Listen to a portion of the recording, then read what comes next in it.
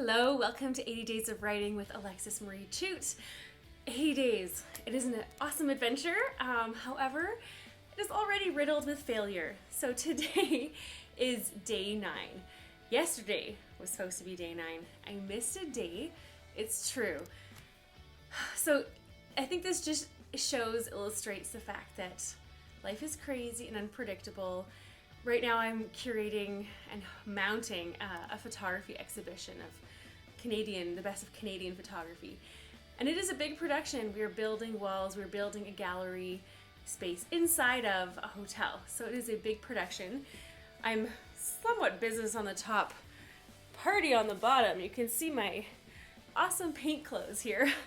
So after I make this video talking to you and spend some time at my writing desk, getting the words out, I will be going back into the studio where we are painting, mudding, sanding, painting again, putting in the trailer, because tomorrow is building wall day.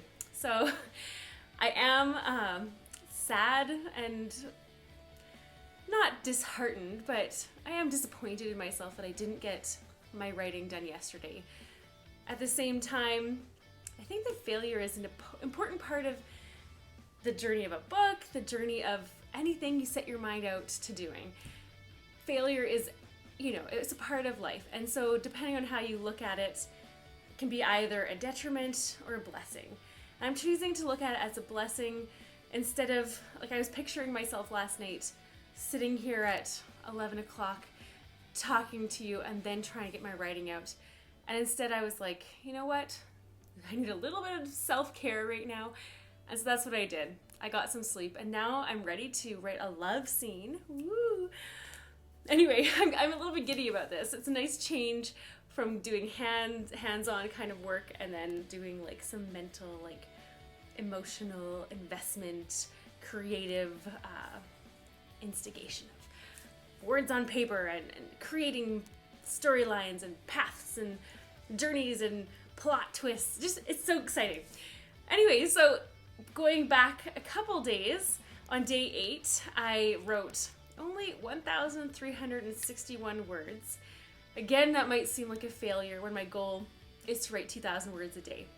However, if you go back and watch that day, and even the video that I cut, like I'm a one-take kind of girl, but the video of me talking at the beginning was my second take because during that one, the doorbell rang and I had to run and answer the door and it was the postman saying, here's a package.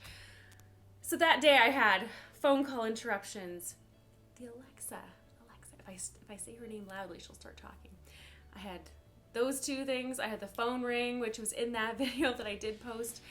And then you'll see during the writing time, my daughter set up here, my son set up here, they were playing on their computers, which, they've got their headphones on for the most part, but still it's like, they're playing a game and they're fighting in the game and fighting in real life. What's new, right? So it was a day of distractions, and then I was again trying Write or Die 3, and something happened, and I thought I had lost all my writing. And at that point, I was just emotionally exhausted from trying to beat out the distractions and be stronger. So I just said, you know what? 1,300 words is enough. I put them into my bigger Word document where I'm starting to like piece together the chapters and put them in their orders. And that felt nice. So it felt like just a little bit of tinkering. I wasn't going to lose it. I was perpetually saving every few seconds.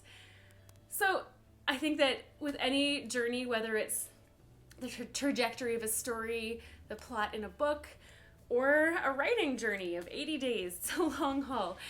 There's going to be ups and downs. I am choosing to be graceful and kind with myself. So no matter what you are facing, I encourage you, push yourself so hard, reach for the stars. I know it sounds cliche, but thoughts and actions, when they come together, you really can achieve whatever you set out to do. At the same time, do look at it as a long game.